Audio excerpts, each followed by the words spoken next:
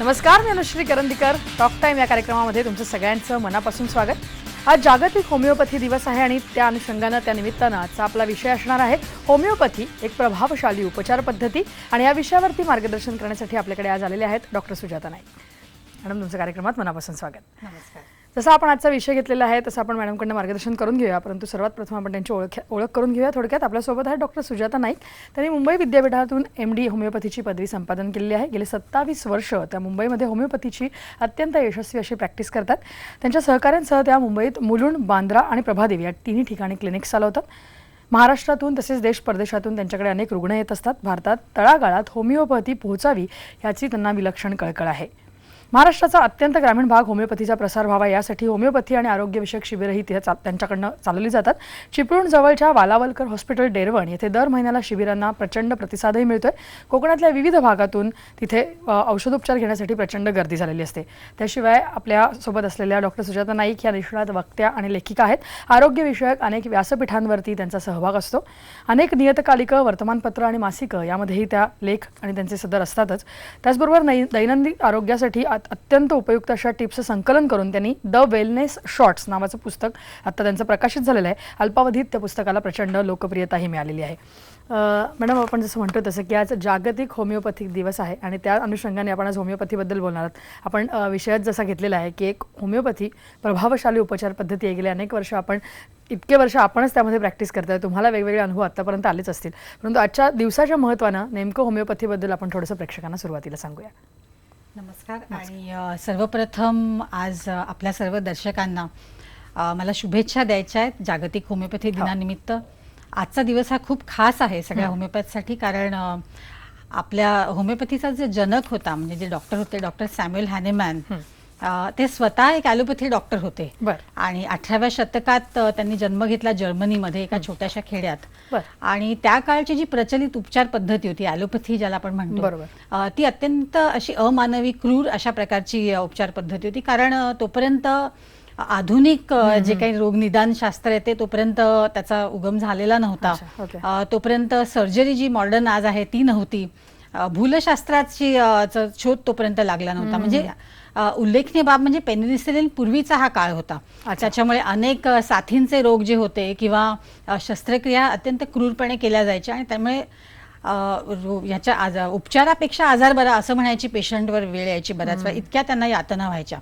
तर अशा वेळेला काही एखादा सौम्य पण तितकाच प्रभावी उपचार आपल्याला मिळतोय का याचं संशोधन सतत डॉक्टर सॅम्युएल हॅनेमॅन करत असायचे. स्वतः ते रसायनशास्त्रात तज्ज्ञ होते आणि बहुभाषिकही होते.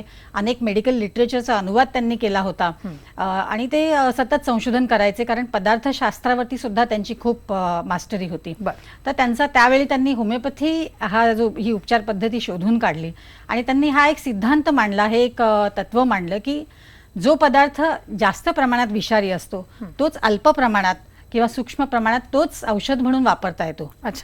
असं हे ते, आणि ह्या सिद्धांतावरच खरं होमिओपॅथीचं मूल तत्व आहे. लाईक्स क्युअर लाईक्स, म्हणजे जो पदार्थ एखाद्या निरोगी व्यक्तीमध्ये लक्षणं उत्पन्न करू शकतो तोच पदार्थ जेव्हा एखाद्या सूक्ष्म प्रमाणात जेव्हा आपण एखाद्या रोग्याला तत्सम जी काही लक्षणं घेऊन जेव्हा पेशंट येतो तेव्हा तो पदार्थ जेव्हा दिला जातो, तो घटक दिला जातो, तेव्हा त्याच्या रोगाचं निवारण करण्याची क्षमता त्याच्यात असते. त्यामुळे समाने समाचं निवारण असं हे बेसिक हा सिद्धांत आहे होमिओपॅथीचा. आणि दुसरा मूलभूत सिद्धांत जो आहे लॉ ऑफ मिनिमम डोज. म्हणजे त्या काळी जी प्रचलित उपचार पद्धती होती त्याच्यामध्ये अत्यंत अग्रेसिव्ह अशी ट्रीटमेंट असायची. म्हणजे मर्क्युरी, क्लोरीन असे जे काही पदार्थ वापरले जायचे त्यांनी अत्यंत विषारी साईड इफेक्ट्स पेशंट्सवर व्हायचे. तर डॉक्टर हॅनेमॅनने शोधून काढलं की खरं एवढ्या अग्रेसिव्ह ट्रीटमेंटची गरज नसते. सौम्य प्रमाणात सुद्धा जेव्हा औषधी आपण पदार्थ वापरतो आणि एका विशिष्ट प्रक्रियेने त्याला डायल्यूट करतो, म्हणजे नुसतंच सौम्य नाही तर त्याला एक विशिष्ट प्रकारची प्रक्रिया असते डायल्यूट करण्याची, आणि ती होमिओपॅथीसाठी एक ते वैशिष्ट्य आहे. त्याला अल्ट्रा डायल्युशन्स म्हणतात. म्हणजे जसं जसा पदार्थाचा पदार्थ घटक कमी होत जातो त्या डायल्युशनमध्ये तसं त्याचं औषधी तत्व वाढत जातं. ही एक, आणि त्याची ऊर्जा जी आहे, औषधी ऊर्जा ही वाढत जाते आणि त्याच्यामुळे तो अधिकाधिक प्रभावी होतो. तर हे लॉ ऑफ पोटेंटायझेशन आणि लॉ ऑफ मिनिमम डोज, कमीत कमी औषधात जास्तीत जास्त प्रभाव साधता येणं, हे होमिओपॅथीचं वैशिष्ट्य. आणि ह्या दोन सिद्धांतावर होमिओपॅथी आज उभं आहे.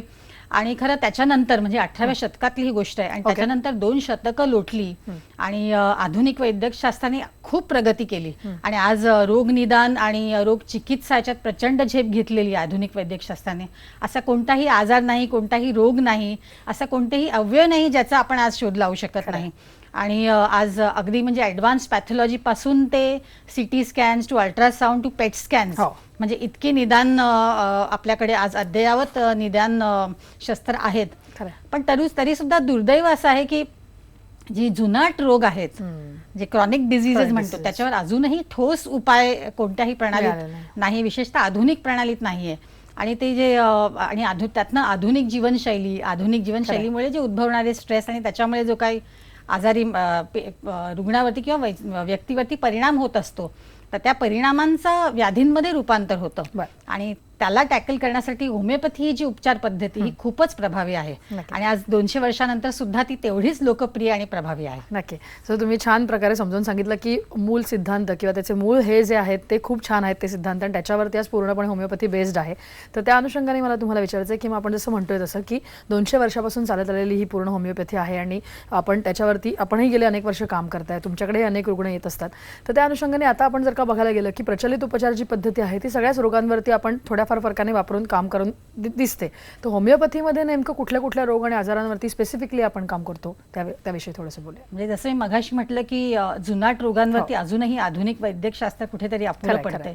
तर ते खरं होमिओपॅथीचं बलस्थान आहे. म्हणजे क्रॉनिक डिझीजेस ट्रीटमेंट हे होमिओपॅथीचं बलस्थान आहे. कारण हा एक सर्वसमावेशक होलिस्टिक असा अप्रोच असतो पेशंटकडे बघण्याचा आणि नुसतंच वरवर लक्षणांचं निवारण न करता खोलवर जाऊन त्याचा उगम कुठे झाला हे शोधून त्याचा रोगाचं पूर्ण उच्चाटन करणं हे खरं होमिओपॅथीचं काम असतं आणि तिथे होमिओपॅथीचा खूप उपयोग होतो. तर सर्व जुनाट जे आजार आहेत म्हणजे राईट फ्रॉम आपण म्हणू की जुना सतत होणारी सर्दी खोकला, जुना सायनस, दमा, ब्रॉन्कायटिस किंवा पोटाचे काही विकार, IBS, संधिवात, अनेक ऑटोइम्युन डिसऑर्डर, सर्व्हायकल स्पॉन्डिलोसिस अशा अनेक व्याधींवरती होमिओपॅथी खूपच प्रभावशाली आहे आणि ते सिद्ध झालेले अनेक वर्षांच्या ट्रीटमेंट नंतर. नक्की. जसं तुम्ही म्हणालात तसं की सगळ्या रोगांवरती आपल्याकडे उपचार आहेतच. त्या अनुषंगाने आपला एक रुग्ण आहे त्यांचा आपण एबी बघूया आणि त्यांच्याकडनंच ऐकूया की होमिओपॅथी कशी प्रभावशाली ठरते. जरूर. नक्की.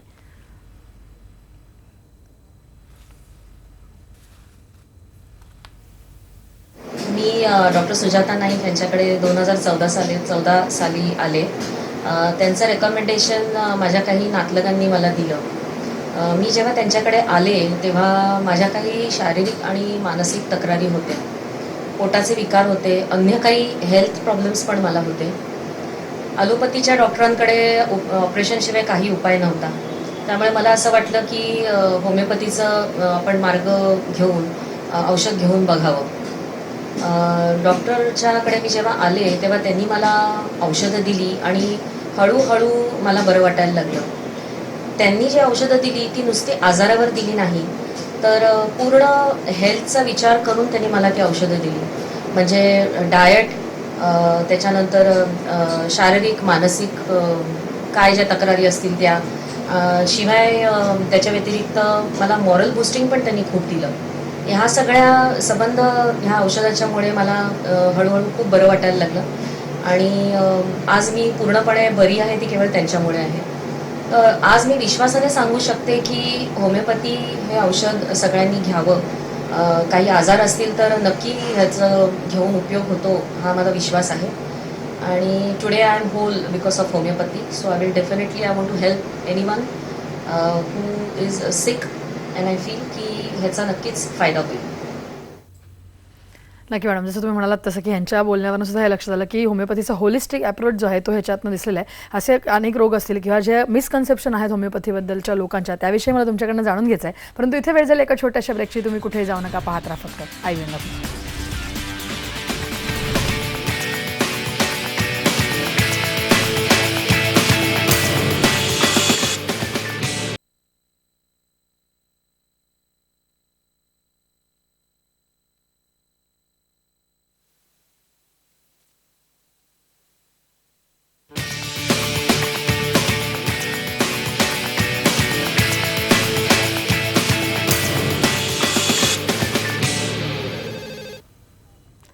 ब्रेकनंतर टॉक टाईममध्ये तुमचं सगळ्यांचं पुन्हा एकदा स्वागत. होमिओपॅथी एक प्रभावशाली उपचार पद्धती या विषयावरती आपण बोलतोय. आपल्यासोबत आहे डॉक्टर सुजाता नाईक. मॅडम, आपण जसं बघितलं की होमिओपॅथीचं नेमकं कशा प्रकारे सुरुवात झालेली आहे, कशा प्रकारे कुठल्या कुठल्या रोगांवरती होमिओपॅथी प्रभावशाली ठरते ते आपण पाहिलं.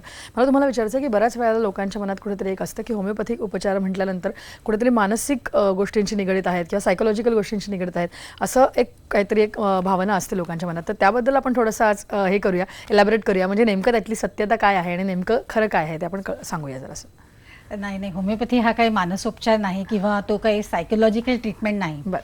पण होमिओपॅथीमध्ये माइंड बॉडी कनेक्शनला अत्यंत महत्त्व आहे. म्हणजे उदाहरण, आपल्याला एखादा काटा जर रुतला पायात तर आपल्याला आपल्या शरीराला तर क्लेश होतातच, पण मानसिकरित्या सुद्धा व्यक्ती त्यावेळी चिडचिडी होते, अस्वस्थ होते, बेचैन होते, आणि जोपर्यंत तो काटा निघत नाही तोपर्यंत ही त्याची स्थिती राहते. तसंच मानसिक स्तरावर सुद्धा एखादा आघात जर झाला असेल, कोणत्याही कळत न कळत, बरेच वेळा पेशंटच्या किंवा त्या व्यक्तीच्या लक्षातही येत नाही, असे आघात जर झाले असतील तर त्याचा शारीरिक व्याधींमध्ये त्याचं रूपांतर होऊन त्याचं रोगाची लक्षणं तिथे दिसू लागतात. आणि हे इतकं अनवधानाने कधी कधी होत असतं. आणि खरं ते कारण मोठं असायला हवं असं नाही, क्षुल्लक सुद्धा असू शकतं, पण त्या व्यक्तीची, त्या परिस्थिती, बदललेल्या परिस्थितीची कदाचित जुळवून घेण्याची जी क्षमता असते ती कमी झालेली असते आणि त्याच्यामुळे त्याच्यावर त्याचा परिणाम होतो. कधी कधी म्हणजे नुसत्या बाई वर्गात ओरडल्या म्हणून, किंवा मग एखादं ब्रेकअप झालं म्हणून, किंवा मग विश्वासघात झाला, म्हणजे विश्वासघात, कधी कधी जवळच्या व्यक्तीचं निधन झाल्यानंतर जे एक शोक हे असते, जी फेज असते, त्याच्यामधून बाहेर न पडता येणं, अशा ज्या फेजेस असतात त्याच्यामुळे मग हळूहळू शारीरिक व्याधी निर्माण होतात. म्हणजे खरं त्याची पूर्वसूचना आपल्या शरीरात आपल्याला मिळत असते, पण अनेकदा आपण त्याच्याकडे दुर्लक्ष करतो आणि मग ते हळूहळू सौम्यपासून गंभीरपर्यंत त्या आजाराचा, रोगाचा प्रवास सुरू होतो. तर एका तज्ज्ञ होमिओपॅथिक डॉक्टरचं हेच काम असतं की हा जो प्रवास असतो, ही आजाराची, रोगाची जी दिशा असते ती शोधून काढणं आणि त्याचा नेमका उगम कुठे आहे हे शोधून काढणं, हे त्याचं काम असतं. तुम्हाला एक केस स्टडी सांगते आमच्या एका पेशंटची. म्हणजे एक 35 वर्षाचा एक गृहस्थ एक आमच्याकडे आले होते आणि कॉर्पोरेटमध्ये खूप सिनियर पोझिशनमध्ये, अत्यंत चांगला पगार आणि खूप चांगली स्थिती, पण त्यांना पोटाचा विकार होता, त्यांना अल्सर होता. जठरात अल्सर होता, म्हणजे जठरापेक्षा खालचा जो भाग होता, पहिला इंटेस्टाईनचा पहिला भाग, म्हणजे त्याला ड्युओडेनल अल्सर म्हणतात, असा त्याला तो अल्सर होता. आणि त्याला ॲलोपॅथिक ट्रीटमेंट चालू होती, त्याच्या डॉक्टरांकडे तो नियमित जात असे आणि काही औषधं घेतल्यानंतर त्याला बरंही वाटत असे. म्हणजे अगदी अँटासिड्स पासून प्रोटॉन पंप इन्हिबिटर्स पर्यंत सगळी औषधं त्याला देत असत. आणि त्याला त्याच्या जीवनशैली सुधारण्यासंदर्भात सुद्धा डॉक्टरांनी त्याला सल्ला दिला होता की तू खूप धकाधकीचं आयुष्य जगतोयस, थोडं कमी कर, आहारावरती नियंत्रण कर. हे सगळं करूनही त्याला पूर्णपणे बरं वाटत नव्हतं आणि तो आमच्याकडे त्याच्यासाठी झाला की काहीतरी तुम्ही आता लॉंग टर्म सोल्युशन मला द्या, कारण माझं पूर्ण बरं होत नाही, मी खूप कडक नियंत्रण जोपर्यंत करतो तोपर्यंत मला बरं वाटतं, जराही कुठे कुपथ्य झालं की मला खूप त्रास होतो, मला पोटात खूप दुखत असतं, तर त्यावर तुम्ही काहीतरी उपाय सांगा. तर खरं होमिओपॅथिक जो तज्ज्ञ असतो त्याचं म्हणजे एखाद्या निष्णात डिटेक्टिव्हला सुद्धा लाजवेल असं काम त्याला बऱ्याच वेळा करावं लागतं, कारण रोगाचा उगम शोधणं हे खूप एक वैशिष्ट्यपूर्ण अशी ही प्रक्रिया आणि फक्त ही होमिओपॅथिक डॉक्टरला अवगत असते. तर आम्ही, म्हणजे थोडक्यात सांगायचं, त्याची हिस्ट्री घेताना आम्ही त्याला विचारलं की तुला हा अल्सर होण्यापूर्वी तुला काय त्रास होता किंवा काय लक्षणं होती तुझी. तर तो म्हणाला मला वरचेवर ऍसिडिटी व्हायची आणि त्याच्यावरती मी औषधं घ्यायचो, तात्पुरता काही जी अँटासिड्स असतात किंवा एखादी जेल्युसिल याच्यासारखी जी सिरप्स घेतले की मला तात्पुरता बरं वाटायचं, पण त्याच्यानंतर हे बरं होईना असं झालं आणि मग त्याचं मला पोटात दुखायला लागलं, तेव्हा मी डॉक्टरकडे गेलो. मग ही ऍसिडिटी व्हायच्या आधी तुला काय होत होतं? मग तो म्हणाला की मला तेव्हा डोकं दुखायचं माझं सतत आणि डोकेदुखीच्या मी गोळ्या घ्यायचो. आणि त्याच्यापूर्वी मग त्याला पित्त उठत असे अंगावरती आणि त्या पित्तासाठी जेव्हा तो डॉक्टरकडे गेला तेव्हा त्याला एक अँटी अलर्जिक म्हणून जी औषधं दिली त्याने ते पित्त तर कमी झालं, पण ही अशा प्रकारची ती आजाराची प्रक्रिया सुरू झाली. त्याच्यावरती तुम्ही सगळं जो उपचार पुढे आम्ही जाऊन मग आम्ही त्याचं खरं जे मूळ कारण होतं ते आम्ही शोधून काढलं आणि अनेक वर्षांपूर्वी तो त्याचं एकदा प्रमोशन नाकारलं गेलं होतं आणि त्याच्यापेक्षा कनिष्ठ असलेल्या व्यक्तीला जेव्हा ते प्रमोशन मिळालं तेव्हा तो अपमान त्याला सहन झाला नाही आणि तो राग त्याच्या मनात सतत होता, तो धुमसत होता राग, तो व्यक्त तर करता येत नव्हता कारण नोकरी त्याची महत्वाची होती. तुम्ही म्हणालात तसं की तिथे कुठेतरी माइंड अँड बॉडी कनेक्शन शारीरिक आहे, पण त्याचा उगम हा कुठेतरी उच्च स्तरावर झालेला असतो. नक्की. आपण जसं म्हणतो तसं की ही हिस्ट्री जसं सांगितली तसे आणखीनही रुग्ण आहेत, आपण त्यांचेही थोडेसे अनुभव ऐकूया आता, त्यांचे काय म्हणणं आहे. नमस्कार, मी प्राजक्ती समीर कोळी. मी डॉक्टर सुजाता नाईक यांच्या क्लिनिकमध्ये माझ्या पाठदुखीच्या तक्रारीसाठी काही दिवसांपूर्वी आली होती. त्यांनी माझ्या पाठदुखीच्या तक्रारीवर औषधोपचार केल्यानंतर ती तक्रार पूर्णपणे बरी झाली. माझी पाठदुखी पूर्ण निघून गेली. त्यानंतर काही दिवसानंतर माझ्या पोटामध्ये अचानक खूप दुखायला लागलं आणि म्हणून मी माझ्या फॅमिली डॉक्टरांकडे गेली. माझ्या फॅमिली डॉक्टरांनी मला तातडीने सोनोग्राफी करायला सांगितली आणि सोनोग्राफीच्या रिपोर्टमध्ये अपेंडिक्स असल्याचे निदान झाले. अपेंडिक्स असल्याचं कळल्या मी थोडी घाबरली आणि माझ्या नेहमीप्रमाणेच मी सुजाता नाईक डॉक्टरांकडे तो रिपोर्ट घेऊन आली आणि मॅडमला सांगितलं की असं अपेंडिक्सचं निदान सोनोग्राफीमध्ये झाले आणि डॉक्टरांनी सर्जननी मला अर्जंटमध्ये ऑपरेशन करायला सांगितलं आहे. पण मला मॅडमनी खूप कॉन्फिडन्सली सांगितलं की नाही, तू सर्जरी सध्या लगेच काही डिसिजन घेऊ नको सर्जरीचं आणि आपण 24 तास बघूया, मी तुला औषध देते, त्यामुळे तुला 24 तासात तुझ्या अपेंडिक्सवरची सूज कमी होईल आणि तुझ्या पोटात दुखण्याचं पण कमी होऊन जाईल. आणि खरोखरच अगदी अवघ्या 12 तासामध्येच माझ्या पोटदुखीचं प्रमाण खूपच कमी झालं आणि अपेंडिक्सवरची सूज ही कमी झाली. ही माझी मुलगी आकांक्षा. तिच्या 2 महिन्यापूर्वी खूप पोटात दुखत होतं. मी तिला खूप डॉक्टरांकडे घेऊन गेलो. माझ्या इथे भरपूर डॉक्टर्स आहेत, त्यांना दाखवलं, पण तोच निदान असं काय होत नव्हतं. तिच्या पोटात दुखत होतं. तिने मला सांगितलं सिटी स्कॅन करा म्हणून. सिटी स्कॅन करताना असं जाणवलं की तिच्या पोटामध्ये अशा गाठी आहेत म्हणून. गाठी बघितल्यानंतर सांगितलं की हे गाठी टीबीचे असू शकतात, पण ठोस असं कोणतं निदान मला होत नव्हतं. तर मला माझ्या मित्राने सांगितलं की याच्यावरती होमिओपॅथीवरती खूप चांगले उपचार होतात म्हणून मी तिला घेऊन डॉक्टर नाईक यांच्याकडे गेलो. नाईक यांनी त्यांना तपासलं, त्यांच्याकडून माझे त्याच्यावरती औषध उपचार केले. औषध उपचार करताना तिचे तब्येतीमध्ये एवढा फरक पडला मला, त्याच्यातून ती पूर्णपणे बरी होऊन आता तिचं वजन आणि तिची हाईट वगैरे व्यवस्थित वाढले. मी खरंच खूप मनापासून सांगतो की खूप होमिओपॅथीतून पूर्ण विश्वास आहे आणि होमिओपॅथी हे खूप चांगलं. तर आपण पाहिलं की कशा प्रकारे रुग्णांना अनुभव येत आहे. आज जागतिक होमिओपॅथी दिनाच्या निमित्तानं आपण प्रेक्षकांनाही थोडासा सल्ला देऊया, परंतु इथे वेळ जाईल एका छोट्याशा ब्रेकची. तुम्ही कुठेही जाऊ नका, पाहत राहा फक्त IPN लोकमत.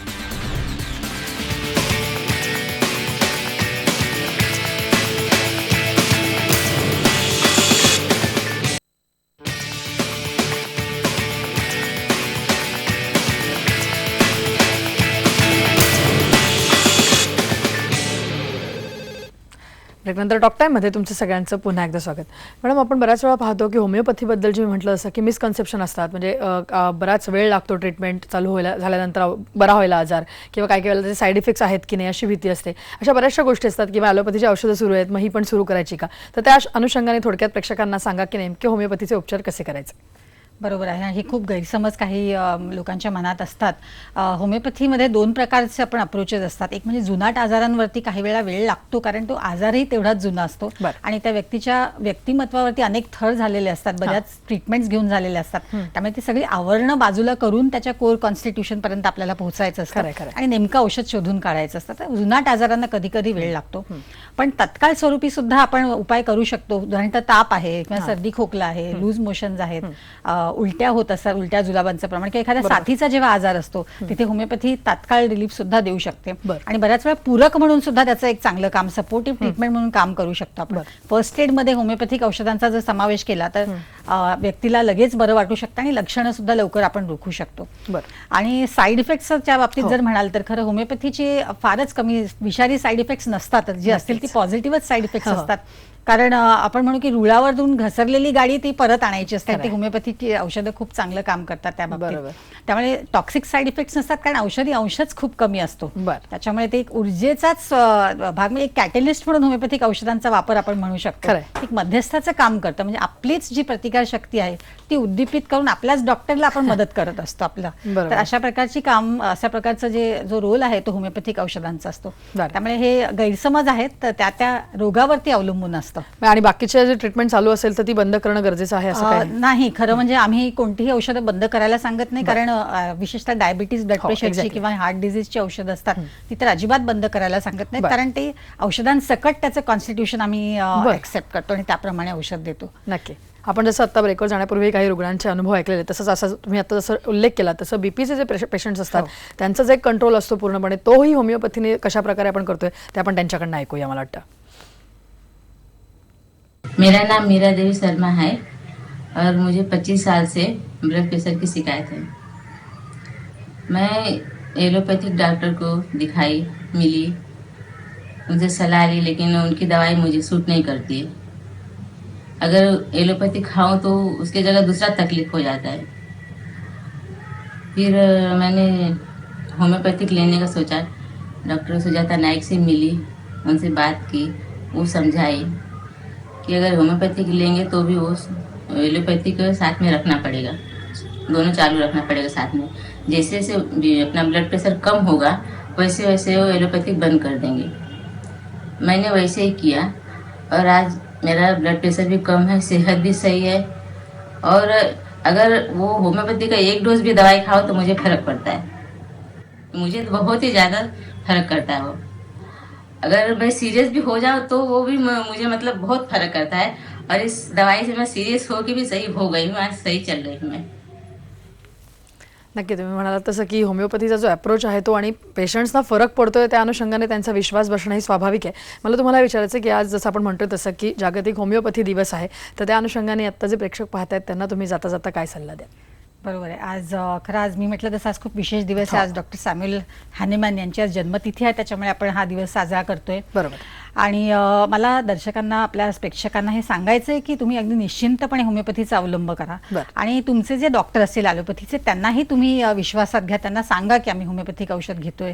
तुमच्या होमिओपॅथीचा डॉक्टर हा तुमचा अत्यंत चांगला फॅमिली फिजिशियन होऊ शकतो, कारण बरोबर. तुमची अख्खी जन्मकुंडली त्याच्याकडे असते. तुम्हाला होणारे सगळे जे त्रास असतात आणि म्हणजे नुसतीच प्रकृती नाही तर तुमच्या प्रवृत्तीबद्दल सुद्धा त्याला ज्ञान असतं चांगलं. खरं. त्याच्यामुळे तुम्हाला कधीही कोणताही प्रॉब्लेम झाला तर तो ताबडतोब तुम्हाला औषध देऊ शकतो आणि बरं होत नसेल तर तुम्हाला योग्य मार्गदर्शनही करू शकतो. बरं. त्याच्यामुळे आणि तुम्ही जर बरे असाल तर खरं बरं ठेवण्याचं काम सुद्धा होमिओपॅथिक डॉक्टर खूप चांगल्या रीते करू शकतो. बरं. म्हणजे नुसतंच इलनेस नाही तर वेलनेसवरती होमिओपॅथीचा खूप जास्त भर आहे. बरं. आणि आज माझ्या इतर वैद्यकीय सहकाऱ्यांना सुद्धा मला सांगायचं आहे की आज खरंच कोणतीही सिस्टम स्टँड अलोन सिस्टम नाहीये. नक्कीच. आज प्रत्येक सिस्टमच्या आपल्या त्रुटी आहेत, जशा ॲलोपॅथीच्या आहेत तशा होमिओपॅथीच्या आहेत. आणि एका आदर्श युगात मी तर म्हणेन की ॲलोपॅथीची जी रोग किंवा निदान जी प्रक्रिया आहे, रोग चिकित्सा जी आहे ती आणि पेशंटकडे बघण्याचा होमिओपॅथिक दृष्टिकोन असा जर आपण सांगड घालून एक इंटिग्रेटिव्ह अप्रोच ठेवला, खरं. म्हणजे पेशंटला केंद्रस्थानी ठेवून त्याला त्याच्या हिताची जी त्याला पॅथी असेल, मग ती कोणतीही असो, ही जर आपण अवलंबली तर नक्कीच आपण खूप चांगले रिझल्ट देऊ शकतो. नक्की. मला वाटतं आजचा दिवस अत्यंत महत्त्वाचा आहे आणि त्या अनुषंगाने तुम्ही एवढा प्रेक्षकांना चांगला सल्ला दिलेला आहे. हँड इन हँड जर का सगळ्या पॅथीज गेल्या तर मला वाटतं त्याचा जो फायदा आहे तो कुठेतरी रुग्णांना आणि आजारांवरतीच होणार आहे. आज तुम्ही इथे येऊन एवढं छान मार्गदर्शन केलं, तेवढी छान चर्चा केली, त्याबद्दल धन्यवाद. धन्यवाद. या विषयासह टॉक टाइममध्ये आता मी इथेच थांबतोय. नमस्कार.